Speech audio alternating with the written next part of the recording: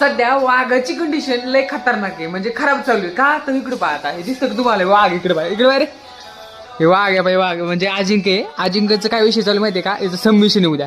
हा COPला आहे, सबमिशन असल्यामुळे तर वाघाचा काय विषय चालू आहे आता इथं. वाघाला चॅटिंगवर बोलणारी म्हणजे असं म्हटली लिहून देणारी पाहिजे, पण तिथे आता ते दोन्ही बी नाहीत म्हणून काय चालू आहे हे दिसतं का तुम्हाला.